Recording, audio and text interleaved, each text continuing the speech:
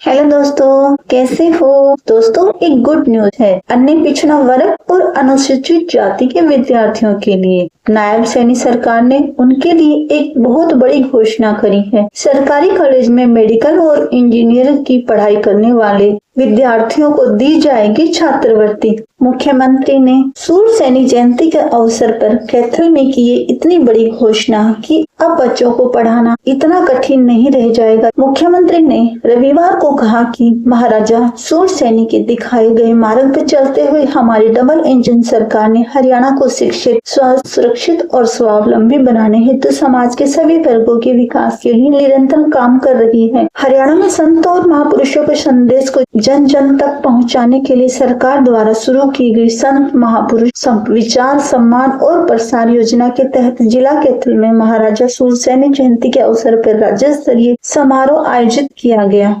जिसमें मुख्यमंत्री ने कहा कि महाराजा सूर्य सैनिक जी बहुत ही प्रतापी और धर्मात्मा राजा थे।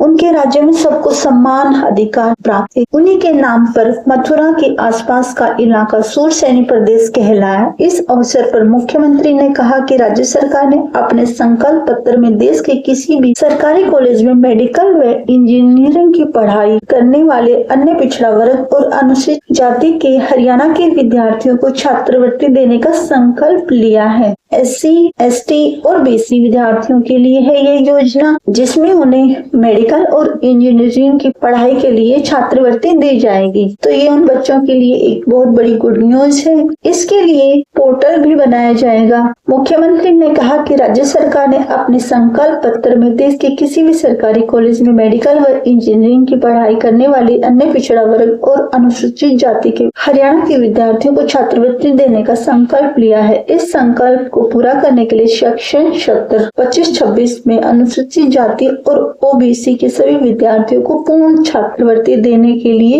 एक पोर्टल बनाया जाएगा, यानी अब पूर्ण छात्रवृत्ति दी जाएगी। इस पोर्टल पर देश के किसी भी सरकारी मेडिकल व इंजीनियरिंग कॉलेज में पढ़ने वाले हरियाणा के अनुसूचित जाति OBC के सभी विद्यार्थी पंजीकरण करवा सकेंगे। उन्होंने कहा कि सरकार ने पिछड़े वर्ग को शैक्षणिक संस्थानों और नौकरियों में दाखिले में 27% आरक्षण दिया है। इसके अलावा पिछड़े वर्गों के 3 लाख रुपए तक वार्षिक आय वाले परिवार के बच्चों की देश में पढ़ाई के लिए 15 लाख रुपए तक तथा विदेश में पढ़ाई के लिए 20 लाख रुपए तक का ऋण 4% वार्षिक ब्याज पर दिया जाएगा। तो ये बहुत बड़ी खुशखबरी है दोस्तों। पढ़ाई का बहुत बड़ा खर्च अब कम हो जाएगा। तो ये थी गुड न्यूज पिछड़ा वर्ग और अनुसूचित जाति के विद्यार्थियों के लिए। मिलेंगे दोस्तों किसी अन्य जानकारी के साथ। आप इस डिटेल को पढ़ना चाहें तो पढ़ सकते हैं पूरी तरह। तो मिलेंगे दोस्तों किसी अन्य जानकारी के साथ। बाय।